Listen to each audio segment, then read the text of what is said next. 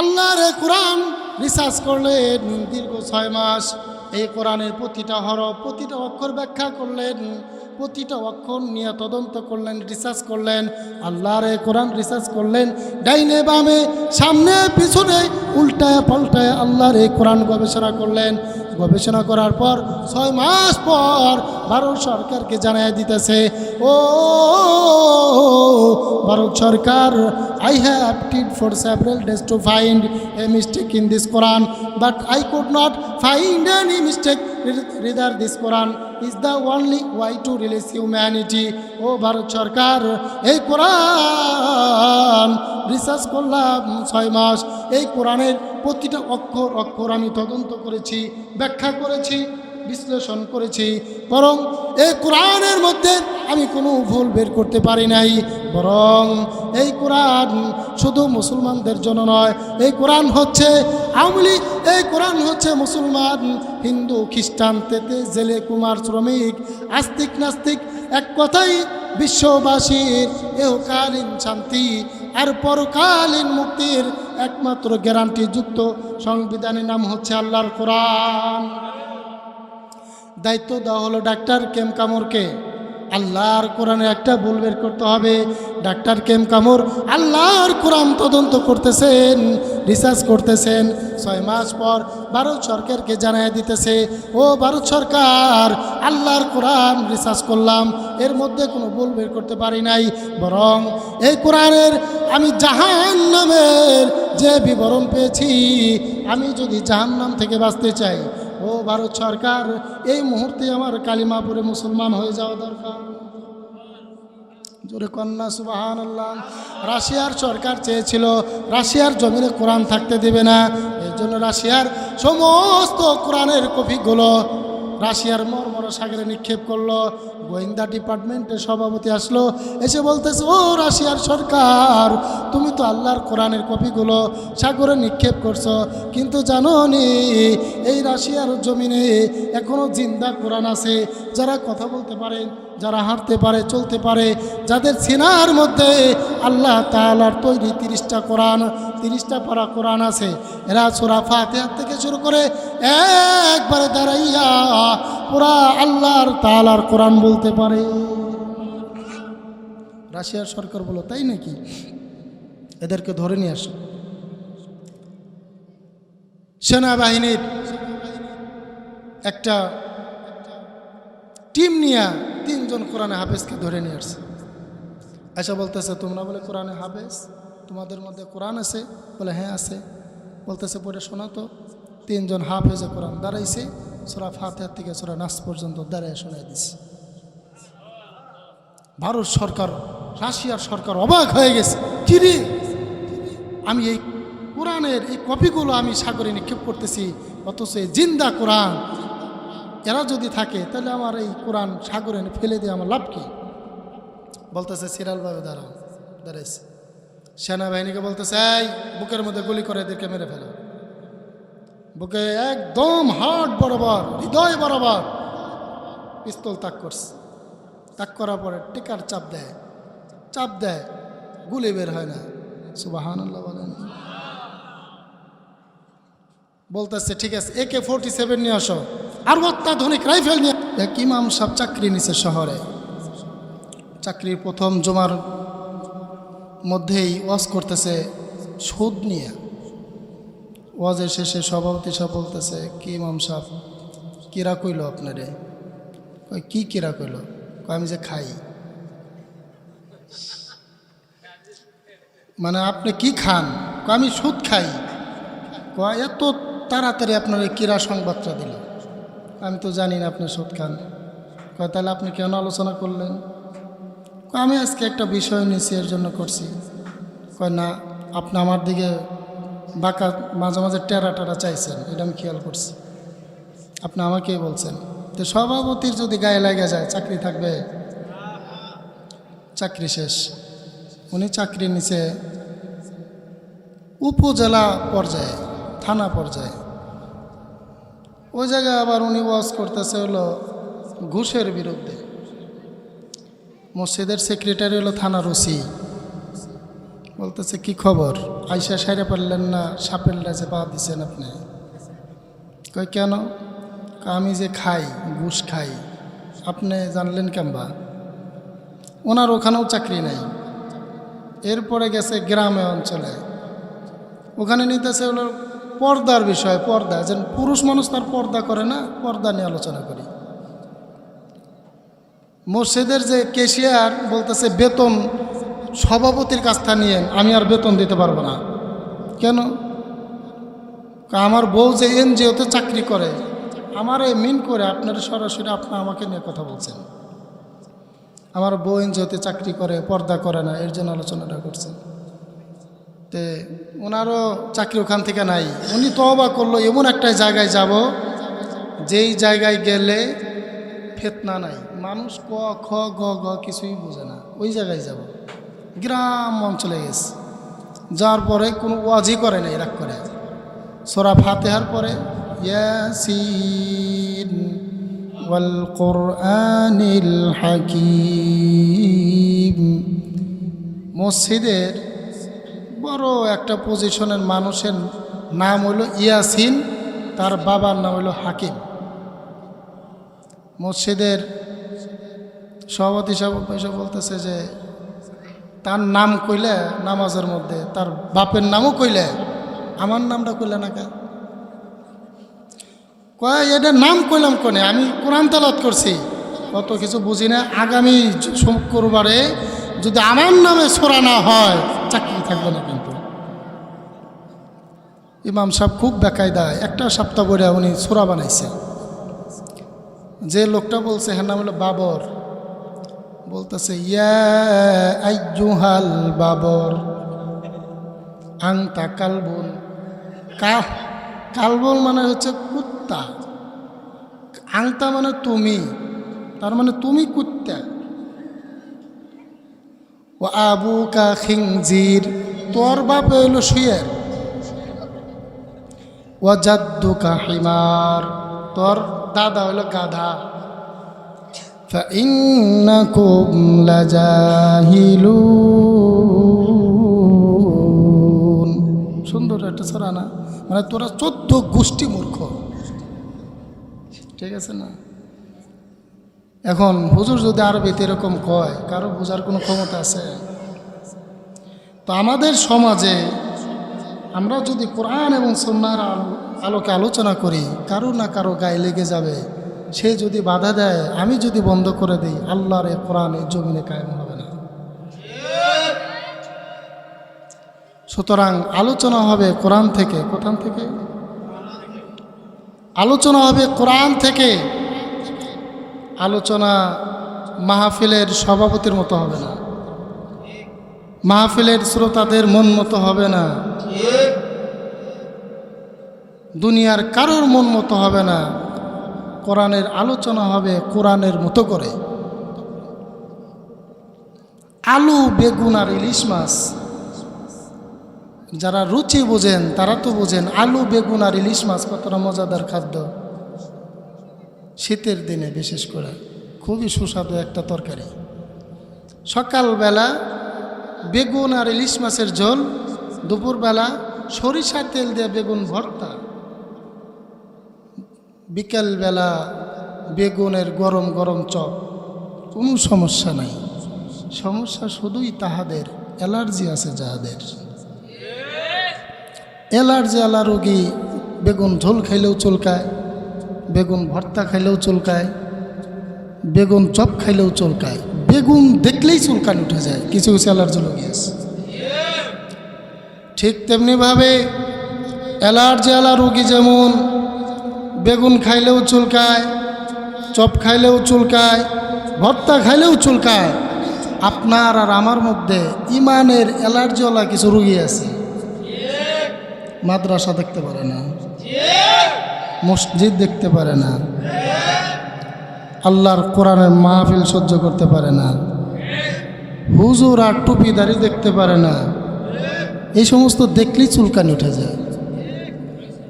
রাত 12টার পরে যাত্রার প্যান্ডেলে একটা নারীর শরীরে সুতা পরিমাণ কাপড় থাকে না, সেখানে 44 দ্বারা জারি হয় না, 44 দ্বারা জারি হয় কোথায়? আল্লাহর কোরআনের তাফসীর মাহফিল যেটায়।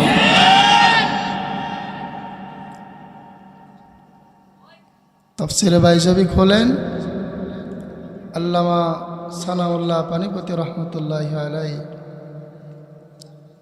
তিনি বলেন, milk is the name of an ideal food in the son of medical science. চিকিৎসা বিজ্ঞানীদের পরিভাষায় দুধকে আদর্শ খাবার বলা হয়। দুধকে কি খাবার বলা হয়?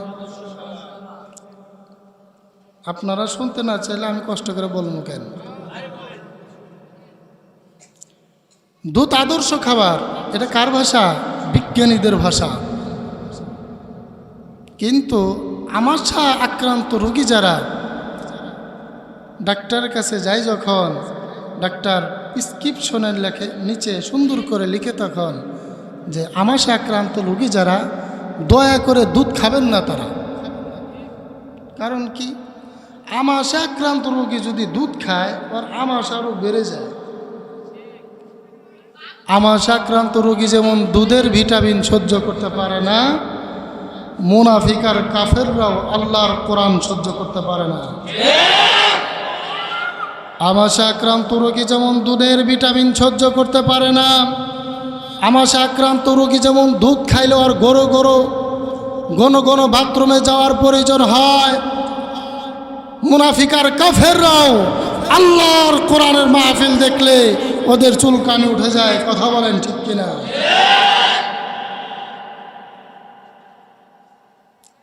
আমার প্রিয় ভাইরা, ক্ষমতার মালিককে একটু জোরে বলেন কে? সারা জীবন নেতার পিছনে দৌড়াইছেন, নেতার পিছনে দৌড়াইছেন।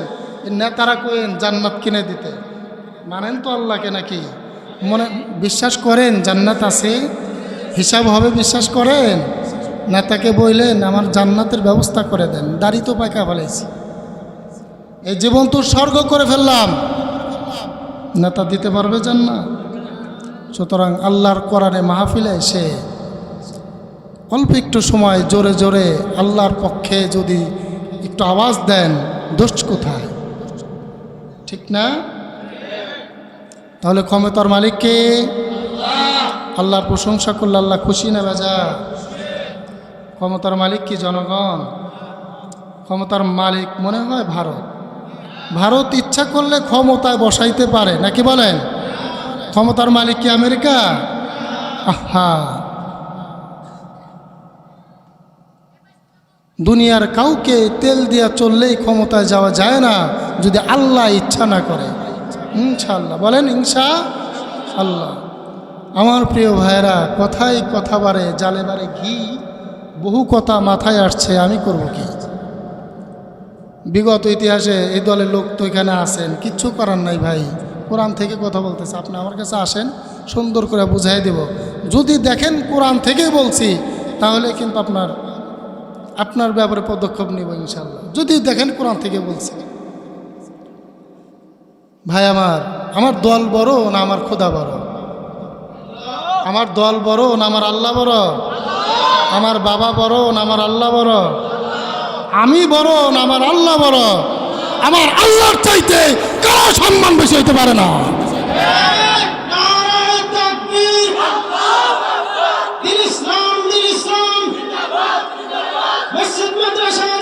এদেরকে সারাটা বছর জেলখানায় বন্ধ করে রেখেছে। সুতরাং ওলামায়ে কেরাম অনেক নির্যাতিত হয়েছে। আমি ছোট্ট একটা মানুষ, আমি তো অন্তত কল্পনা করি নেই যে উনি মরার আগে উনি ক্ষমতা ছাড়বেন। কথা আপনারা মনে হইতেছে যে ভয় পাইতেছেন, ভয় পান আপনারা? আমার তো শরীর ভালো না, যখন তখন মরে যাইতে পারি, কিন্তু যাওয়ার আগে কথাগুলো বলে যাই ইনশাআল্লাহ।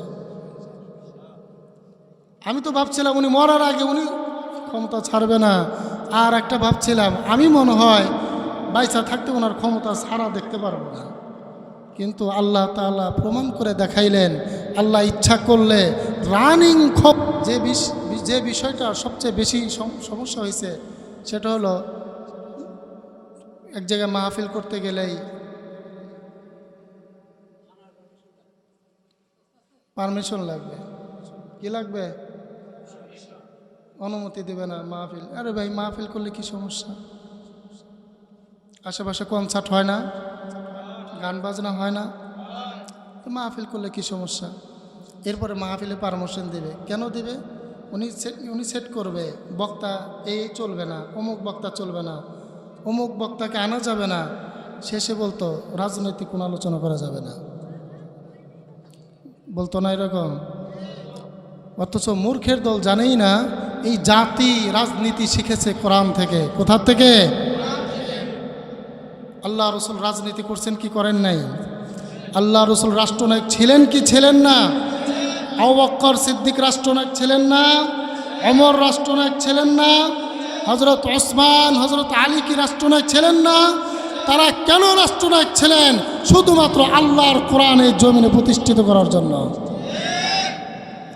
এই কোরআন যদি না থাকতো, কোনো আবিষ্কার হতো না, কোনো জাহাজ হতো না, কোনো হেলিকপ্টার হতো না, কোনো বৈজ্ঞানিকই আবিষ্কার হতো না। সুতরাং এই কোরআন হচ্ছে মানুষের জীবনের সবচেয়ে বড় সৎ। এই জন্য আমি উলামায়ে কিরামদেরকে বলবো, শুধু জান্নাত আর জাহান্নামের ওয়াজ দিয়ে এই জমিনে ইসলাম কায়েম হবে না। এই জমিনে ইসলাম কায়েম করতে হলে রাষ্ট্রনায়ক হইতে হবে, ক্ষমতায় যাইতে হবে। কথা বলে না কেন? আহারে ভাই, আমার এক মুসলমান ভাই, সে আলেম না, রাষ্ট্রনায়ক হয়েছে, আল্লাহর কোরআন দিয়ে দেশ চালায়। ও তো আল্লাহর জান্নাত কামাই করতেছে। কথা বলেন, হ্যাঁ, আল্লাহর জান্নাত কামাই করতেছে না? সুতরাং এই যে বিগত 17টি বছর এই যে দেশটা চলেছে, এটা শুধুমাত্র একটা মতাদর্শ অনুযায়ী নয়, এটা ভারতের প্ল্যান অনুযায়ী, এটা ভারতের মত অনুসারে।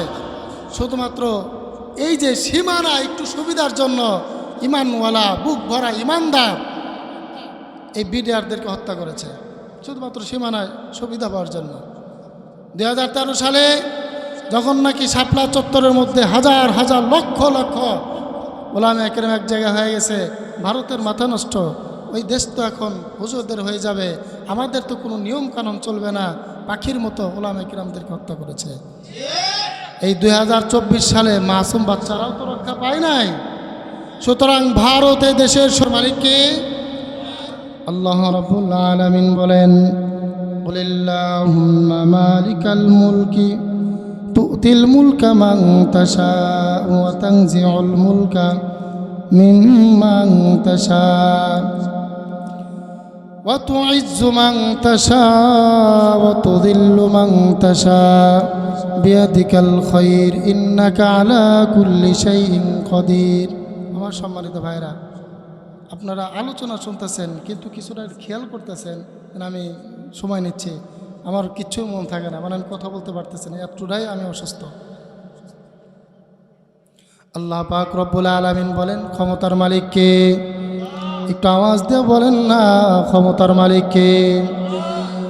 এই জমিনে বসে, এই জমিনের মধ্যে জীবনে কত দিন, কত রাত, কত কাল, কত নেতার পিছনে দৌড় পারছেন, কত মিটিং করেছেন, সম্মেলন করেছেন, চিল্লা পাল্লা করে গলাটা বসায় ফেলছেন। অথচ আল্লাহর এই কোরআনের মাহফিলে বসে আল্লাহর পক্ষে কি দুইটা কথা জোরে বলা যাবে না আমার ভাইরা? তাহলে বলেন তো ক্ষমতার মালিক কে? আরো জোরে বলেন, ক্ষমতার মালিক কে? আল্লাহ বলেন, আমি হলাম ক্ষমতার মালিক। শুধু তাই নয়, আমি চাই, আমি যাকে চাই তাকে ক্ষমতায় বসাই, আর আমার ইচ্ছা যখন যাকে চাই তাকে ক্ষমতার থেকে নামিয়ে দেই, আর আমি আল্লাহ যাকে চাই তাকে সম্মান দেই, আর যাকে চাই তাকে সম্মান থেকে বঞ্চিত করে দেই। সুতরাং সম্মানের মালিককে, ক্ষমতার মালিককে। তার মানে বোঝা যায় ক্ষমতা পাইলেই সম্মান পাওয়া যায় না। যদি সম্মান পাওয়া যাইত তাহলে ক্ষমতার সাথে সাথে সম্মানের কথাও আল্লাহ বলতেন। ক্ষমতা আর সম্মান আল্লাহ তাআলা আলাদা আলাদা বলেছেন। কথা কি বুঝেন আমার?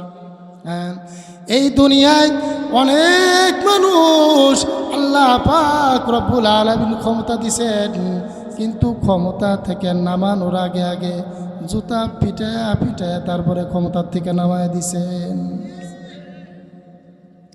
আহা, এই ওলামায়ে কেরাম, এই যে ওলামায়ে কেরাম জীবনে যত আন্দোলন করেছে, কখনো হাতে রাইফেল দেখছেন? সত্য কথা বলবেন। চক্ষু বন্ধ করে ইমানের সাথে আল্লাহকে ভয় করে বলেন, এই ওলামায়ে কেরাম, এই হুজুর যারা আছে, তারা যদি কোনো আন্দোলন মিটিং মিছিল করত, হাতে কোনো অস্ত্র নিতে দেখছেন আপনারা? কোনো ধাও নিতে দেখছেন? তাহলে কি অপরাধ ছিল এদের? এরা কোনো দিনের স্বার্থে আল্লাহ তাআলার জন্য যদি সরকারের কাছে কোনো আবেদন করত, সরকার এদেরকে ধরে ধরে পিটাইত, এদেরকে গুলি করে হত্যা করত, রিমান্ডে নিয়ে ইচ্ছামতো টর্চার করত, বছরের পর বছর কারাগারে বন্দি করে রাখত। আল্লাহ পাক রব্বুল আলামিন বলেন, এই যে জুলুম আর নির্যাতন তুই করলি, তোকে এত সহজে ছাড় দেব না, তোকে এত সহজে মাটির নিচে তো আমি গাড়ব না, তোকে এমন বেজ্জতি করব, তোর খিদা লাগবে, তুই খাইতে পারবি না, কিন্তু খানা তোর সামনে থাকবে, খাওয়ার সুযোগ থাকবে না, পরনে কাপড় ছাড়া কোনো কাপড় তুই নিতে পারবি না, মনের কথাগুলো জাতির কাছে বলবি, তোকে ওই সুযোগ দেব না। বিগত 17টি বছর যাদের দালালি আর যাদের গোলামি করছস, ওই দেশে চলে যাইবি, এই সোনার এই দেশে পিছনের দিকে একবারও ফিরে তাকাইবি না। সুতরাং ক্ষমতার মালিককে, ক্ষমতার মালিককে, ক্ষমতার মালিক হচ্ছে আল্লাহ। আমার ভাইরা, আমার বন্ধুগণ, আল্লাহ পাক রব্বুল আলামিন বলেন, কুলিল্লাহুম্মা মালিকাল মুলক তু'তিল মুলকা মান তাশা ওয়া তানজিউল মুলকা মিম্মান তাশা ওয়া তু'ইজ্জু মান তাশা ওয়া তুযিল্লু মান তাশা বিয়াদিকাল খায়র ইন্নাকা আলা কুল্লি শাইইন কাদির। আল্লাহু আকবার। আরো জোরে বলেন আল্লাহু আকবার। আল্লাহ রসুল বলেন, বাইনাস সামাওয়াতি ওয়াল আরদ, আল্লাহর যদি কোনো গোলাম, আল্লাহর কোনো গোলাম যদি একবার আল্লাহু আকবারের আওয়াজ দেয়, বাইনাস সামাওয়াতি ওয়াল আরদ, আসমান এবং জমিনের মাঝখানের ফাঁকা জায়গাগুলো আল্লাহ তাআলা নেকি দিয়ে ভরপুর করে দেন। একাবিংশ শতাব্দীর বিজ্ঞানের নিত্য নতুন জয়যাত্রার যুগে পর্যন্ত এসে বিজ্ঞানের যতগুলো শাখা এবং প্রশাখা আছে, বিজ্ঞানের সর্বোচ্চ শাখার নাম হচ্ছে মহাকাশ বিজ্ঞান। আমেরিকার নাসার বৈজ্ঞানিকরা দীর্ঘদিন প্রচেষ্টা করে তারা শুধুমাত্র চন্দ্র পর্যন্ত গেছে, আজও পর্যন্ত কোনো বৈজ্ঞানিক চাঁদের ওই পাশে যাইতে পারে নাই। বিজ্ঞানিকরা অনেক কষ্ট করে হ্যাবিলি টেলিস্কোপের মতো অত্যাধুনিক ক্যামেরা আবিষ্কার করেছে, ব্ল্যাক হোল আবিষ্কার করেছে, আজও পর্যন্ত কোনো বৈজ্ঞানিক চাঁদের ওই পাশে যাইতে পারে নাই। কিন্তু আল্লাহ রসুল বলেন, আল্লাহর কোনো গোলাম যদি মাটির এই ধুলির আসনে বসে একবার আল্লাহু আকবারের আওয়াজ দেয়, চন্দ্র সূর্য ছাড়িয়ে সপ্তম আসমান পেরিয়ে আল্লাহর ওই গোলামের আওয়াজটা সরাসরি আল্লাহ পাকের আরশ পর্যন্ত পৌঁছে যায়। আপনাদের কাছে খারাপ লাগে? আমার ভাইরা, আজকে গোটা দুনিয়ার মধ্যে শান্তি না অশান্তি? একটু জোরে বলেন তো, শান্তি না অশান্তি? অশান্তি না? এই জন্য আমি মাঝে মাঝে বলি, এক মুদি দোকানদারের এক কর্মচারী ছিল, নাম ছিল তার ইসলাম। নাম কি? দোকানদারের এক সুন্দর মেয়ে ছিল, নাম ছিল তার শান্তি। নাম ছিল কি? ইসলাম যেখানে শান্তি সেখানে। দোকানদারের আর বুঝতে বাকি রইল না, আমার দোকানের একমাত্র কর্মচারী আমার একমাত্র মেয়ের সাথে অবৈধ একটা সম্পর্ক গড়ে উঠেছে। দোকানদার ইসলামকে গিরায় গিরায় বেঁধে ইচ্ছা মতো পিটাইছে। যখন সে ভালো হইল না, শেষ পর্যন্ত চাকরি থেকে দিল ক্যান্সেল করে। ইসলাম বলতেছে, এই প্রেম করার অপরাধে তুমি আমার থেকে চাকরি থেকে দিলে ক্যান্সেল করে, আমি তোমার মেয়েকে বের করে নিয়ে যাব মাত্র 3 দিনের ভিতরে। পকেটের ফোনটা বাহির করে বলতেছে, হ্যালো শান্তি, কোথায়? আসি তো বাসায়। আসি, আর করো না দেরি, চলে আসো তাড়াতাড়ি, তোমাকে নিয়ে সুখের ঘর বাঁধতে চাই। Out of market. শান্তি এখন বাসায় নাই। শান্তি কোথায় নাই? শান্তি আর বাড়ি নাই। দোকানদার সারাদিন অনেক কষ্ট করে মাথার গাম পায়ে ফেলে বাড়ি আসছে, যখন আইসা দেখে শান্তি নাই, তখন মাথায় হাত দিয়া অনেক চিল্লাপাল্লা করতেছে, আমার শান্তি নাই, শান্তি গেল কোথায়? বাড়ি এক পাশ থেকে আরেক পাশে চিল্লাপাল্লা করে ওই গ্রামের এক মুরব্বী শিক্ষিত মানুষ ডাক দেয়া বলতেছে, দোকানদার চিল্লাও কেন? আমার শান্তি নাই। ওই শান্তিকে তালাশ করার আগে বলো তোমার দোকানের কর্মচারী ইসলাম কোথায়? তাকে তো পিটিয়ে দিয়েছি বিদায়। দোকানদার তুমি বোকা, তোমার ইমানের খাতায় লাগছে পোকা, এর জন্য তোমার ঘরের একমাত্র মেয়ে শান্তি তোমাকে দিয়েছে ধোঁকা। তুমি দোকানদার এত কিছুর হিসাব রাখতে পারো, তো ছোট্ট একটা জিনিসের হিসাব রাখতে পারো না? যেই ঘরে ইসলাম থাকে না ওই ঘরে শান্তি থাকার প্রশ্নই আসে না। আজকে আমাদের ইসলাম আছে আমাদের টুপিতে, দাড়িতে, পাগড়িতে, পাঞ্জাবিতে। আল্লাহর কোরআনের আসমানি সংবিধান আজকে ক্ষমতার দাপটে বন্দি করে রাখা হয়েছে মসজিদের 4 দেয়ালের মধ্যে। আজকে গোটা দুনিয়ার মধ্যে আল্লাহ তাআলার রীতি আর নীতি, হুকুম আর আহকাম, বিধি আর বিধান নেই। যেই ভূখণ্ডের মধ্যে আল্লাহ তাআলার দেয়া রীতি আর নীতি, হুকুম আর আহকাম, বিধি আর বিধান থাকে না, ওই ভূখণ্ডের মধ্যে শান্তি থাকার প্রশ্নই আসে না।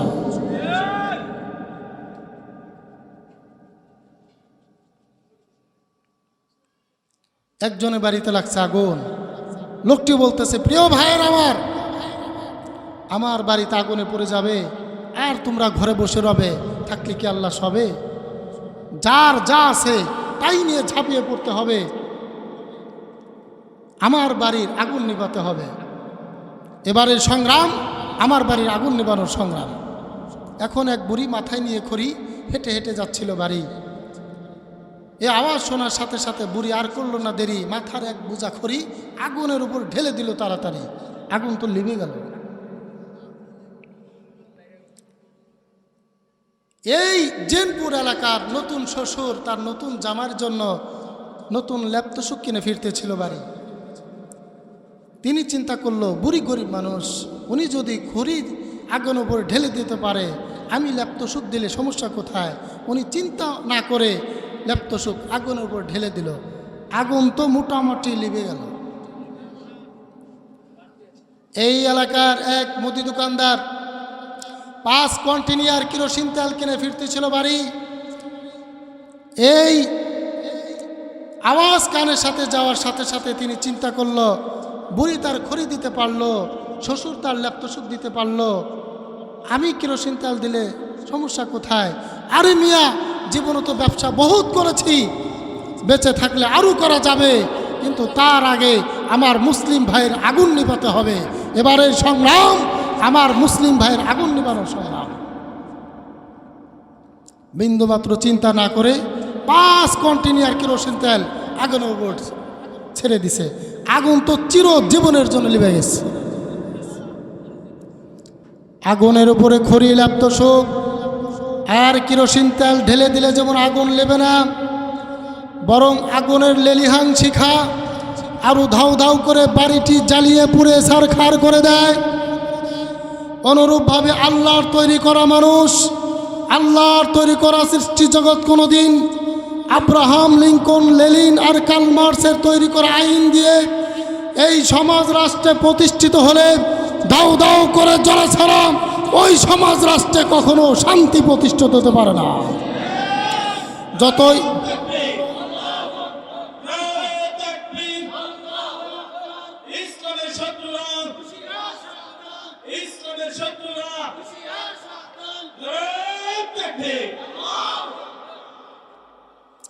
যখন আরো নিজেদের মন গড়া আইন দিয়ে দুনিয়ার এই অশান্তি নামক আগুন নিভাতে চাইবে, বরং আরো আগুন ধাউ ধাউ করে জ্বলে গোটা দুনিয়াতে জ্বালিয়ে পুড়িয়ে ছারখার করে দিবে।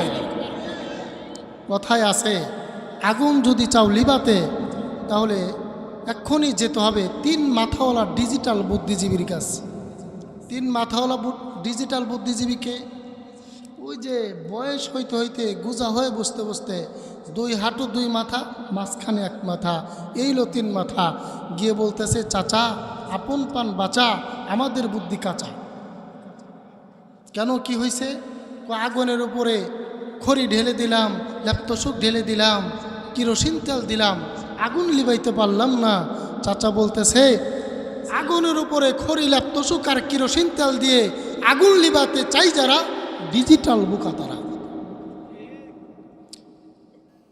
আগুনের উপরে খড়ি ল্যাপতোষক ঢেলে দিলে যেমন আগুন লেবে না, গোটা দুনিয়ার মধ্যে আজকে অশান্তি নামক আগুন ধাউ ধাউ করে জ্বলতেছে। এই অশান্তি নামক আগুন নিভাতে হলে আল্লাহর কোরআন নামক পানি, রসুলের হাদিস নামক পানি, রান্নাঘর থেকে শুরু করে পার্লামেন্ট পর্যন্ত প্রতিষ্ঠিত করে দেওয়া ছাড়া বিকল্প কোনো রাস্তা খোলা নেই।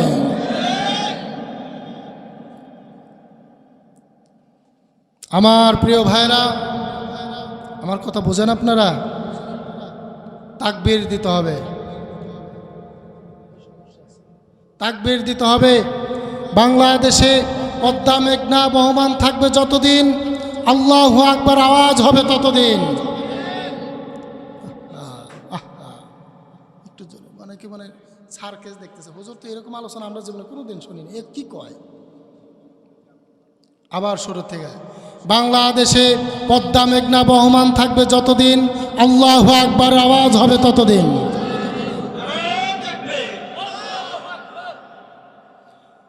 আগামীকাল পূর্ব দিগন্ত থেকে রক্তিম সূর্য উদিত হওয়া যেমন সত্য, বাংলার এই জমিনে কিয়ামতের আগ পর্যন্ত আল্লাহু আকবার আওয়াজ চলবে, এটাও ঠিক তেমন সত্য। আমার ভাইরা, আপনারা মন খারাপ করতেছেন? ভাই, আমি আসলে অসুস্থ মানুষ, যেরকমভাবে বলার উচিত ছিল বলতে পারতেছি না, তবে যতটুকু বলতেছি আমাকে একটু সময় দেন, ইনশাল্লাহ আপনাদের হক আদায় করে উঠবো ইনশাল্লাহ। এখানে আমরা সব রাজনৈতিক দলের মানুষ আছি না নাই? সোনার এই বাংলাদেশে জিয়া তুমি আসো মিশে, সে দলের লোক এখানে আছে না? আছে না নাই? কে বলেছে বঙ্গবন্ধু নাই? বঙ্গবন্ধু ছাড়া সোনার বাংলাই নাই, সে দলের লোক এখানে আছে না নাই? নেতা নয় নীতি চাই, চরমনার বিশ্বাস, সে দলের লোক এখানে আছে না নাই? সৎ লোকের শাসন চাই, সে দলের লোক এখানে আছে না নাই? সুতরাং বোঝা গেল আমরা এখানে সব দলের লোক এখানে আছি, শুধুমাত্র কোরআন, আওয়ামী লীগ, বিএনপি, জাতীয় পার্টি, এলডি, ভাসানী কোনো দলের নয়। কোরআন হচ্ছে বিএনপি, আওয়ামী লীগ, জাতীয় পার্টি, জামাত ইসলাম, ইসলামী আন্দোলন সহ এলডি, ভাসানী, তেতে, জেলে, কুমার, শ্রমিক, আস্তিক, নাস্তিক, এক কথায় বিশ্ববাসীর ইহকালীন শান্তি আর পরকালীন মুক্তির একমাত্র গ্যারান্টিযুক্ত সংবিধানের নাম হচ্ছে আল্লাহর কোরআন। আমার ভাইয়েরা, আল্লাহর এই কোরআনকে উৎখাত করে দেওয়ার জন্য পৃথিবীতে কত ষড়যন্ত্র হলো, কত পরিকল্পনা হলো, আজও পর্যন্ত কেউ পারছে নাকি? কোরআনকে উৎখাত করে দিতে কেউ পারছে? ভারত সরকার চেয়েছিল কোরআন ভারতের জমিনে থাকবে না। ভারত সরকার বলতেছে, কে আসো রে এই ভারতের জমিনে, আমি কোরআন থাকতে দিব না। কিন্তু কোরআন যদি আমি নিষিদ্ধ করতে চাই একটা কারণ লাগবে। আল্লাহ বলছে কোরআনের মধ্যে কোনো ভুল নাই, যদি আমি একটা ভুল বের করতে পারি কোরআন তো আমি নিষিদ্ধ করে দিতে পারবো। সুতরাং কে আসো আল্লাহর কোরআন একটা ভুল বের করতে পারবা, প্রয়োজন হলে তাকে রাষ্ট্র থেকে পুরস্কার দেওয়া হবে, ক্ষমতা দেওয়া হবে, পাওয়ার দেওয়া হবে। আল্লাহর এই কোরআনের বল যদি কেউ বের করতে পারো তাকে এমন ক্ষমতা দেওয়া হবে, ইচ্ছা করলে লন্ডন যাইবা, ইচ্ছা করলে জাপান চলে যাইবা, আমেরিকা, মনে চাইলেই চাইনা চলে যাইবা। কিন্তু শর্ত একটাই, আল্লাহর কোরআনের ভুল দেখতে চাই। দায়িত্ব দেওয়া হলো ডাক্তার অনন্ত কুমার ঘোষকে। ডাক্তার অনন্ত কুমার ঘোষ আল্লাহর এই কোরআন রিসার্চ করলেন দীর্ঘ 6 মাস। এই কোরআনের প্রতিটা হরফ, প্রতিটা অক্ষর ব্যাখ্যা করলেন, প্রতিটা অক্ষর নিয়ে তদন্ত করলেন, রিসার্চ করলেন। আল্লাহর এই কোরআন রিসার্চ করলেন, ডাইনে বামে, সামনে পিছনে, উল্টায় পাল্টায় আল্লাহর এই কোরআন গবেষণা করলেন। গবেষণা করার পর 6 মাস পর ভারত সরকারকে জানাই দিতেছে, ও ভারত সরকার, I have tried for several days to find a mistake in this Quran, but I could not find any mistake. Rather, this Quran is the only way to release humanity. ও ভারত সরকার, এই কোরআন রিসার্চ করলাম 6 মাস। এই কোরআনের প্রতিটা অক্ষর অক্ষর আমি তদন্ত করেছি, ব্যাখ্যা করেছি, বিশ্লেষণ করেছি, বরং এই কোরআনের মধ্যে আমি কোনো ভুল বের করতে পারি নাই। বরং এই কোরআন শুধু মুসলমানদের জন্য নয়, এই কোরআন হচ্ছে আওয়ামী লীগ, এই কোরআন হচ্ছে মুসলমান, হিন্দু, খ্রিস্টান, তেতে, জেলে, কুমার, শ্রমিক, আস্তিক, নাস্তিক, এক কথাই বিশ্ববাসীর এহকালীন শান্তি আর পরকালীন মুক্তির একমাত্র গ্যারান্টিযুক্ত সংবিধানের নাম হচ্ছে আল্লাহর কোরআন। দায়িত্ব দেওয়া হলো ডাক্তার কেম কামরকে, আল্লাহর কোরআনে একটা ভুল বের করতে হবে। ডাক্তার কেম কামর আল্লাহর কোরআন তদন্ত করতেছেন, রিসার্চ করতেছেন। 6 মাস পর ভারত সরকারকে জানাই দিতেছে, ও ভারত সরকার, আল্লাহর কোরআন রিসার্চ করলাম, এর মধ্যে কোনো ভুল বের করতে পারি নাই, বরং এই কোরআনের আমি জাহান্নামের যে বিবরণ পেয়েছি, আমি যদি জাহান্নাম থেকে বাঁচতে চাই, ও ভারত সরকার, এই মুহূর্তে আমার কালিমা পড়ে মুসলমান হয়ে যাওয়া দরকার। জোরে কন্যা সুবহানাল্লাহ। রাশিয়ার সরকার চেয়েছিল রাশিয়ার জমিনে কোরআন থাকতে দেবে না, এই জন্য রাশিয়ার সমস্ত কোরআনের কপিগুলো রাশিয়ার মর্মর সাগরে নিক্ষেপ করলো।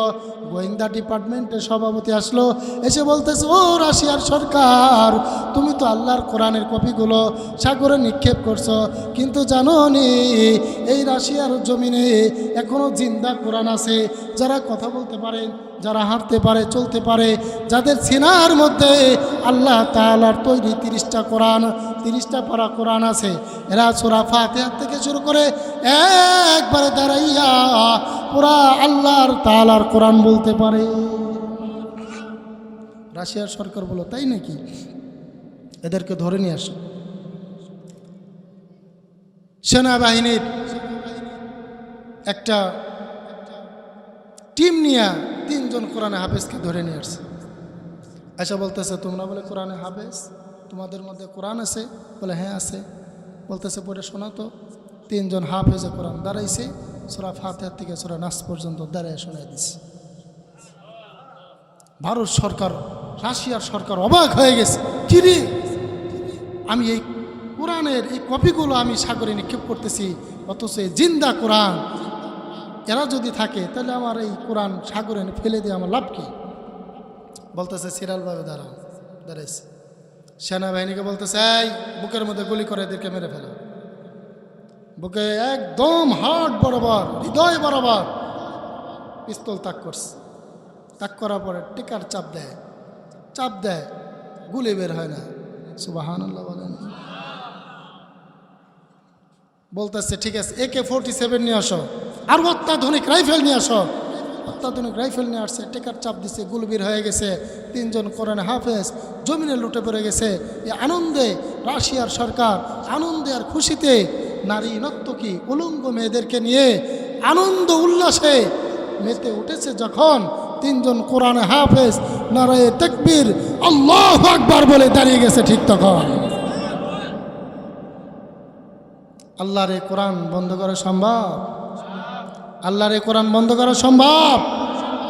আল্লাহ বলেন, ইন্না নাহনু নাজ্জালনা যিকরা ওয়া ইন্না লাহু লাহাফিজুন। এই কোরআন কার? একটু জোরে বলেন, কোরআন কার? হেফাজত কে করবেন? এর জন্য দুনিয়ার এখন মানুষ এই কোরআন আর পুরায় না, কোরআন আর ফেলে দেয় না। এখন বিধর্মীদের টার্গেট হচ্ছে এই কোরআন যাদের সিনার মধ্যে আছে এদেরকে গুলি করে হত্যা করো, এদেরকে জুলুম করো, এদেরকে নির্যাতন করো, এদেরকে জেলখানায় বন্দি করো, এদেরকে এমনভাবে হত্যা করো এরা যেন কোরআনের দাওয়াত প্রচার না করতে পারে। এরা যদি কোরআনের দাওয়াত দেয় এই জাতিকে কোরআন থেকে দূরে রাখা সম্ভব নয়। আমার ভাইরা, আমার বন্ধুগণ, এর জন্য আজকে তাদের প্ল্যান হচ্ছে ওলামা কিরামদেরকে নির্যাতন করা। এর জন্য আমি মাঝে মাঝে বলি, এখন হচ্ছে কলির অকাল, হরিণ উল্টো চুলকায় বাঘের গাল। বেটার 14 গোষ্ঠী এক জায়গায় করলে 3টা সূরা মুখস্থ নাই। কয়টা নাই? 3টা সূরা মুখস্থ নাই। এদের জ্বালা যন্ত্রণায় ইমাম সাহেবরা ঠিকঠাক মতো নামাজ পড়াইতে পারে না। কথা বললেন না, আপনাদের কারো গায়ে লাগতেছে? হ্যাঁ ভাই, দিনের জন্য আসছেন, দিনের জন্য কথা বলেন। যদি কোনো আল্লাহর এখানে বান্দা আজকে আল্লাহর পক্ষে যদি আপনারা রায় দেন, আল্লাহর পক্ষে কথা বলেন, ভাই আমি কোরআন পড়তে পারি না কিন্তু আমি সৎ মানুষ, আলেমদেরকে ভালোবাসি, আমি তাদেরকে বলতেছি কোরআনও পড়ে না এবং কোরআন একজন আলেমকে ঠিকঠাক মতো দাওয়াতে দিতে দেয় না, আমি তাদেরকে বলতেছি। এদের কারণে উলামায়ে কেরাম নামাজ পড়াইতে পারে না, নিজে নামাজ ঠিকঠাক মতো পারে না, নামাজ শেষে হুজুরকে নামাজ শিখাইতেছে, আপনি পাটা 3 বার ব্যাখ্যা করছেন। নিজে ইসলামের কোনো বিধি আর বিধান জানে না, উলামায়ে কেরামদেরকে ওনারা এরকম ফিতনা তৈরি করে। আমার ভাইরা, এর জন্য আমি আলেমদেরকে বলবো, যেই লোকগুলো উলামায়ে কেরামদেরকে দ্বীনের কথাগুলো ঠিকঠাক মতো বলতে দেয় না, এদের জানাজার ইমামতি করবেন কিন্তু ওযু করবেন না। কি করেন আপনারা? তোমার জীবনের কোনো আন্দোলন, কোনো মিটিং, কোনো মিছিল, কোনো সম্মেলন, কোনো কথা, কোনো আলোচনা ইসলামের পক্ষে আসে নাই। তুমি মারা গেলে ও জানাজা ওযু করে পড়া যায়, ওযু ছাড়া পড়াও তা যা তা। কি বলেন ভাইরা আমার? 50 বছর ধরে বিয়ে করেছেন, এই 50 বছরের মধ্যে কোনো দিন আপনার স্ত্রী আপনার কথার বাইরে যায় নাই? কোনো দিন আপনার স্ত্রী আপনাকে ছাড়া একটা রাতও কোনো জায়গায় থাকে নাই? হঠাৎ করে গভীর রাত্রে ফোন দিলেন, হ্যালো সকিনার মা কোথায়? আসি তো পাশের বাসায়। এত রাত্রে অন্যর বাসায় করো কি? কয় তুমি কি জানো না আগামীকাল 14 ফেব্রুয়ারি বিশ্ব ভালোবাসা দিবস? প্রাণের ভাইরা আমার, সকাল হবে যখন এই বউকে ফুলের মালা গলায় দিয়া করে তুলবেন, তখন এই বউকে ঘরে তুলবেন কারা কারা? দুহাত উঁচু করে আল্লাহকে দেখায় দেন, ঠিক তারা আপনার কি তুলবেন? আচ্ছা, এই বোরহাটকে আপনি দিছেন, আপনাদের খারাপ লাগতেছে? এই বোরহাটকে আপনি দিছেন, মাথার যে মগজ আছে এটা দিছেন, কিডনি আপনি দিছেন। তাহলে 50 বছরের মধ্যে একটা রাত অন্য একটা যুবকের সাথে একটু ফুর্তি করতে চায়, আপনি মাইনা নেন না। কেন মাইনা নেন না? একটু কাপড় চোপড় দিছেন, কয়েকটা খাবার দিছেন, অল্প কয়েকদিনের সম্পর্ক আপনার, এর জন্য একটা যুবকের সাথে থাকার কারণে আপনি তালাক দিয়ে দেন, ওর পুরা ফ্যামিলি সহ এমনভাবে তালাক দেন দ্বিতীয়বার বিয়ে করার কোনো চান্স নাই। আমার ভাইরা, চক্ষু বন্ধ করে কলিজার মধ্যে একটু হাত নিয়ে দেখেন, জীবনে কতদিন আল্লাহর ইসলামের পক্ষে আন্দোলন করেছেন? জীবনে কয়টা দিন আলেমদেরকে সামনে দাঁড়িয়ে বলেছেন আমরা আপনার সাথে আছি?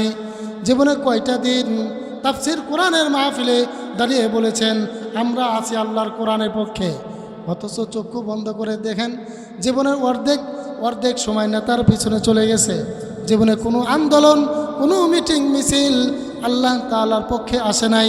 আল্লাহ তাআলা বলেন, যদি 50 বছরের মধ্যে একটা রাত যদি অন্য একটা যুবকের সাথে থাকার কারণে বউ তালাক দেয়, সারা জীবন আমার নাফরমানি করার কারণে তোমাকে বউ আগেই আমি তালাক দিছি, তুমি মরলে তোমার জানাজা ওযু করে পড়া যা না পড়াও তা। আমার ভাইরা,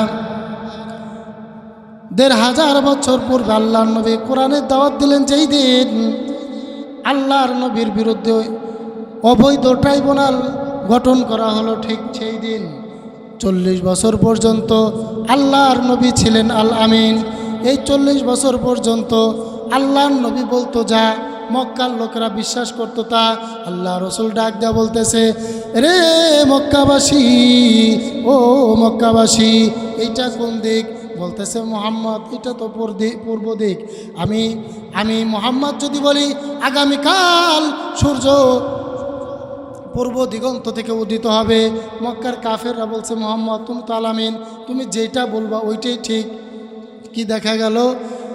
আল্লাহ রসুল কোরআনের দাওয়াত দেওয়ার আগে যে 40 বছর, এই 40 বছর আল্লাহ রসুলকে আল আমিন উপাধি দিয়েছে যারা, আল্লাহ রসুল কোরআনের দাওয়াত দেওয়ার পরে আল্লাহ রসুলের বিরুদ্ধে ষড়যন্ত্র করেছে, ঠিক তারা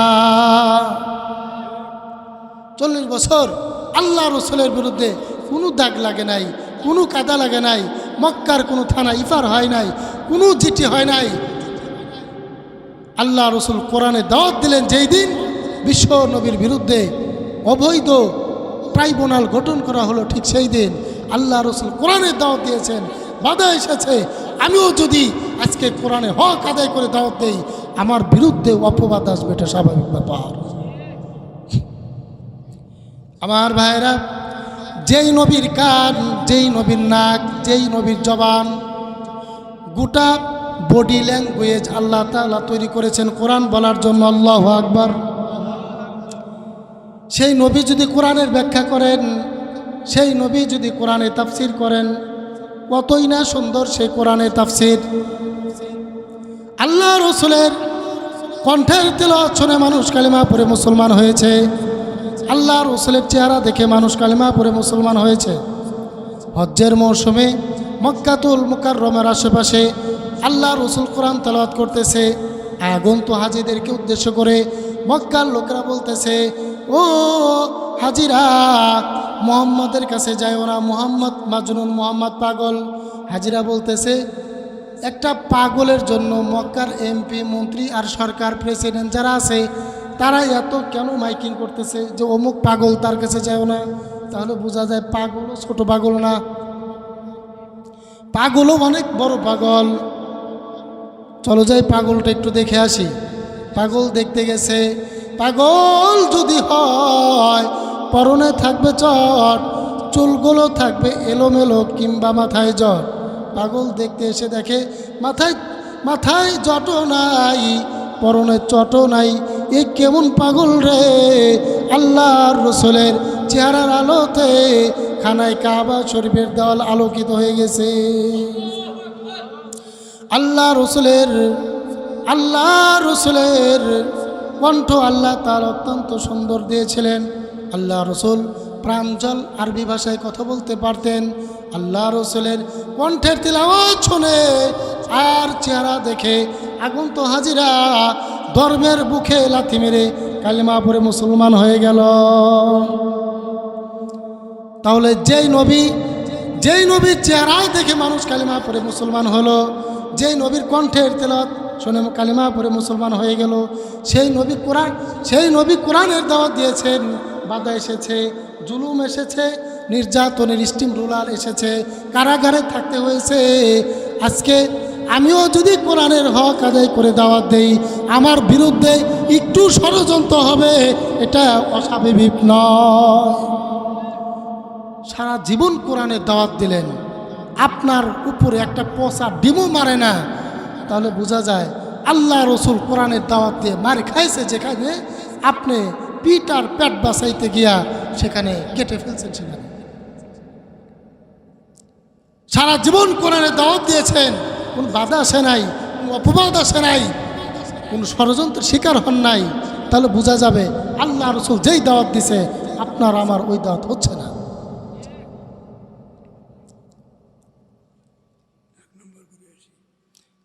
মেষ যদি সুস্থ থাকে, এর শরীরে কাটি দিয়ে ঘষা দেওয়ার সাথে সাথে আগুন জ্বলে ওঠে।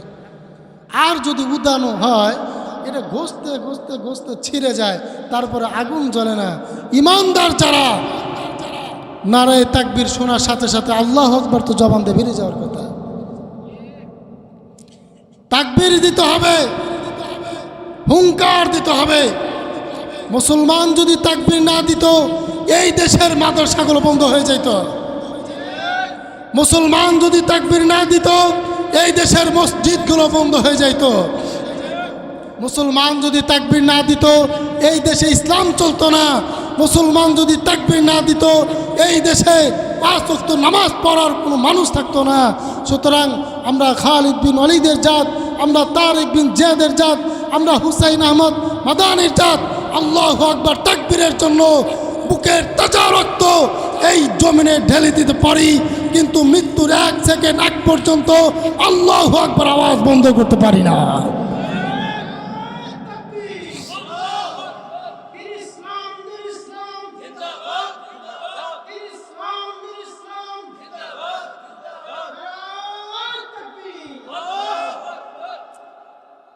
এখন আর চুপ করে থাকার সময় নাই।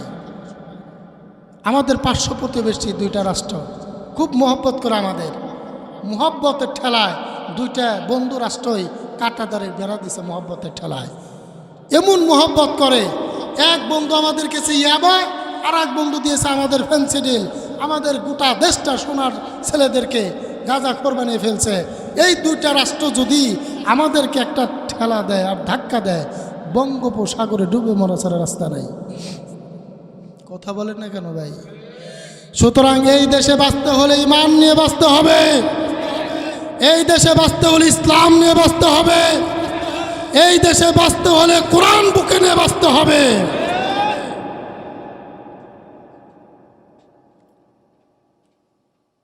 আল্লাহ রসুল কোরআনে দাওয়াত দিয়েছে, বাধা এসেছে।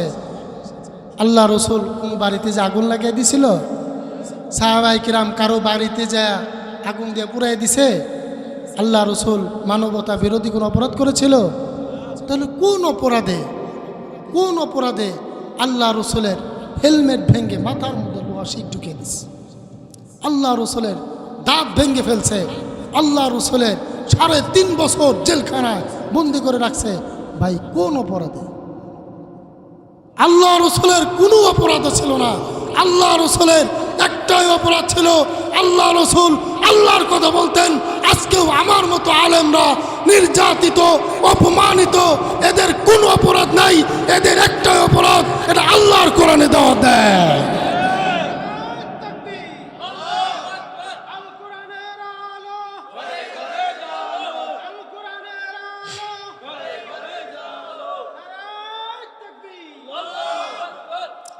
আমার প্রিয় ভাইরা, স্বামী আর স্ত্রী দুজনে গেছে চিড়িয়াখানায় ঘুরতে। চিড়িয়াখানার মধ্যে ছিল লাল টকটক একটা বানর। ম্যাডামের দেখে পছন্দ হয়ে গেছে। ম্যাডাম পকেট থেকে বানরকে খেতে দিছে মোটা একটা কলা। কলা চেনেন? বানর প্রথমে নিছে কলা, এরপরে দিছে ছোলা, এরপরে দিছে পাছায়, এরপরে দিছে মুখে। ম্যাডাম খেপে গেছে এই দৃশ্য দেখে, ডাক দিয়ে বলতেছে, স্বামী আমার কলাটা খুব দামি, আমি দিলাম ওকে খেতে, ও দেবে মুখে, টানে দিয়ে দিল পাছায় পিছনে, আপনি কি সহ্য করবেন এই দৃশ্য দেখে? স্বামী বলতেছে, ইফ ইউ ডোন্ট মাইন্ড, কোনো কিছু মনে করো না, বেদবও না। তাহলে বেদবকে? এই বেদবির প্রশিক্ষণ ওকে দিয়েছে যে অরিজিনাল বেদব হলো সে। ম্যানেজারকে ডাকছে, ডাকে বলতেছে, বেটা বেদব। বলতেছে, আমাকে বেদব বললেন কেন? বলতেছে, তোর বানরকে কলা দিলাম খেতে, ও দিবে মুখে, তা না দেয়া দিল পিছনে, তুই কি সহ্য করবে দৃশ্য দেখে? ম্যানেজার বলতেছে, ভাই বেদব আপনারাও না, বেদব আমিও না, বেদব আমার বানরও না। তাহলে বেদব কারা? আজ থেকে 6 মাস আগে স্বামী স্ত্রী সেজে এই চিড়িয়াখানায় ঘুরতে এসেছিল যারা, অরিজিনাল বেদব হলো তারা। কেন? তারা কি করেছিল? ওরা আমার বানরকে খেতে দিয়েছিল মোটা একটা ল্যাংড়া আম, যদিও তার অনেক বেশি দাম। আমটা ছিল মোটা, আমার বানর আমটা খেয়েছিল গোটা, শ্বাসটা হজম হয়েছে, আঠিটার হজম হয়নি। আমার বানরের এই আঠিটা আমার বানরের হাইওয়ে মহাসড়কে আটকে পড়ছে। আমার বানরের 3 দিন যাবৎ যখন টয়লেট বন্ধ, আমার বানর বাঁচবে কিনা মরবে এই নিয়ে ছিল অনেক দ্বিধাদ্বন্দ্ব। ইমার্জেন্সিভাবে ঢাকা মেডিকেল কলেজ হাসপাতালে নিয়ে যাওয়া হলো। যখন 10 ডাক্তারের বিশাল এক টিম নিয়ে অপারেশন করে আমার বানরের পেট থেকে আঠিটা বের করা হলো, তখন আর আঠিটা বের করা হলো যখন, আমার বানর খুব সাবধান। তখন আমার বানর যাই খাক, ছোট হোক বা বড় হোক, আগে পাছাই নিয়ে মাপ দেয়, এটা সহজে বের হবে নাকি আবারও হাসপাতালে আসতে হবে। ইসলামকে উৎখাত করার চেষ্টা করেছিল নমরুদ, পারে নাই। ইসলামকে উৎখাত করার চেষ্টা করেছিল ফিরাউন, পারে নাই। আল্লাহর তাওহীদের বিরুদ্ধে ব্যঙ্গ করেছিল নমরুদ, পারে নাই। আল্লাহ তাআলার জুতা দা পিটায় শাস্তি করছেন। আল্লাহর তাওহীদের সাথে বেয়াদবি করেছিল ফিরাউন, পারে নাই। আল্লাহ তাআলা ওকে ইঁদুরের মতো পানিতে চুবায় চুবায় দুনিয়া থেকে বিদায় করে দিয়েছেন। আজকেও যারা যেই সমস্ত নাস্তিক আর মুরতাদ আল্লাহ তাআলা নাকি ব্যঙ্গ করো, খবরদার সাবধান হয়ে যাও, কল্লাটা ছেড়ে ফেলা হবে।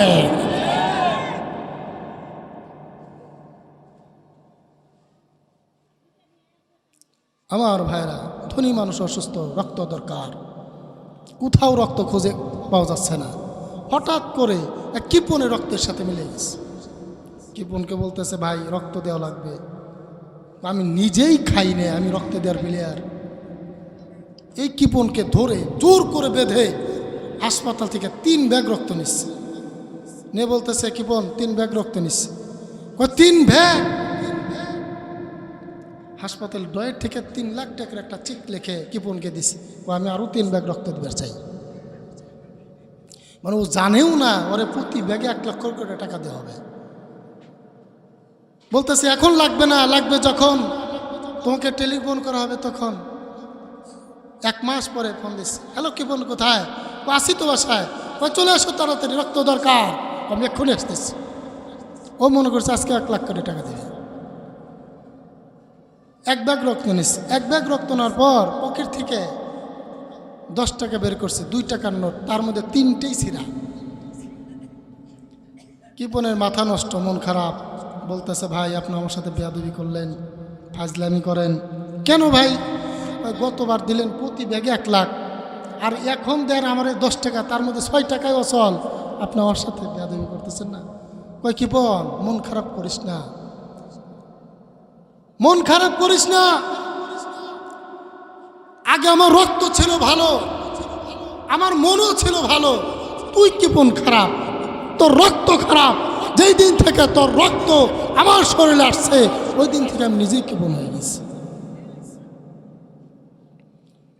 এই আল্লাহর সাথে বেয়াদবি করছিল ফিরাউন, আল্লাহর সাথে বেয়াদবি করছে নমরুদ, আমরা আল্লাহর সাথে বেয়াদবি করছে আবু জাহেল।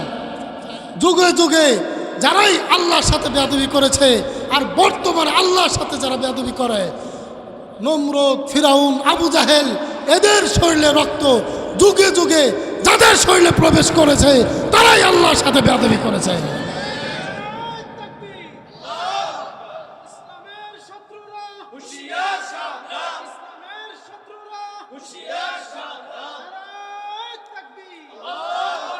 আমার প্রিয় ভাইরা, যদি কোনো মানুষ আমাকে গালি দেয় সমস্যা নাই, আমার বাবাকে নিয়ে কোনো কথা বললে সমস্যা নাই, আমার পরিবারকে নিয়ে কথা বললে সমস্যা নাই, কিন্তু আল্লাহকে নিয়ে কোনো কথা বললে এই দেশের ইমানদার মুসলমান সেটা মেনে নেবে না, মেনে নিতে পারে না।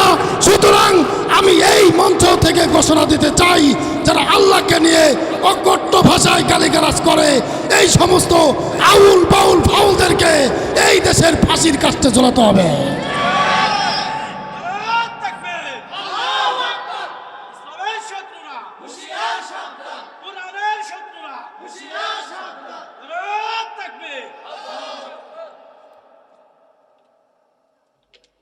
আপনাদের খারাপ লাগতেছে? আর 2 মিনিট কি চলবে নাকি মোনাজাত করে দেব? আমার ভাইরা, দারুণ দোয়া ঘটন হয়ে গেল শুধুমাত্র কোরআনের দাওয়াত দেওয়ার অপরাধে। আল্লাহ রসুল কোরআনের দাওয়াত দিলেন, দারুণ দোয়া ঘটন হয়ে গেল। দারুণ দোয়া অর্থ কি জানেন? আন্তর্জাতিক অবৈধ ট্রাইব্যুনাল আল্লাহ রসুলের বিরুদ্ধে রায় দেবে। কিসের জন্য রায় দেবে? কোরআনের দাওয়াত দেওয়ার কারণে। কিসের কারণে? আজকে কথা বলবেন না যারা আল্লাহ তাআলার দলে থাকতে পারবেন না, তারা আল্লাহ তাআলার দলে যদি থাকতে চান, যারা আল্লাহ তাআলার পক্ষে কথা বলবেন, তারা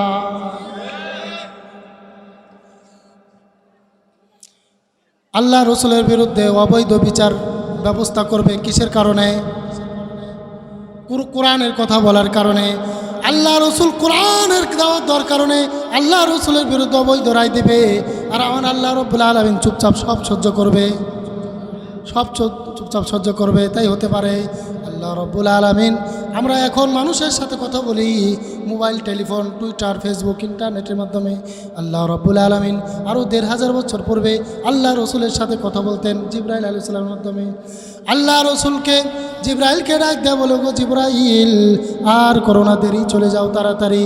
আমার বন্ধুর বিরুদ্ধে ওরা অবৈধ বিচার ব্যবস্থা প্রতিষ্ঠা করে অবৈধ রায় দিতে চায়।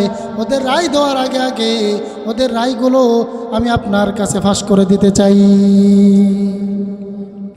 আল্লাহ রাব্বুল আলামিন বলেন, وَإِذْ يَمْكُرُ بِكَ الَّذِينَ كَفَرُوا لِيُثْبِتُوكَ أَوْ يَقْتُلُوكَ أَوْ يُخْرِجُوكَ আল্লাহু আকবার। একটি আয়াতে কারিমা তেলাওয়াত শেষ হবে যখন, আমি আমার শাহাদাত আঙ্গুল দিয়ে ইশারা করব ঠিক তখন, আর ইশারা করব যখন আল্লাহু আকবার বলে আওয়াজ দেবেন ঠিক তখন। এই কর্মসূচি চলবে ততক্ষণ, আখিরি মোনাজাত হবে না যতক্ষণ। এই শর্তে রাজি আছেন যারা যারা দুহাত উঁচু করে আল্লাহকে দেখায় দেন ঠিক তারা তারা। আল্লাহ পাক রব্বুল আলামিন বলেন, وَإِذْ يَمْكُرُ بِكَ الَّذِينَ كَفَرُوا لِيُثْبِتُوكَ أَوْ يَقْتُلُوكَ أَوْ يُخْرِجُوكَ وَيَمْكُرُونَ وَيَمْكُرُ اللَّهُ وَاللَّهُ خَيْرُ الْمَاكِرِينَ।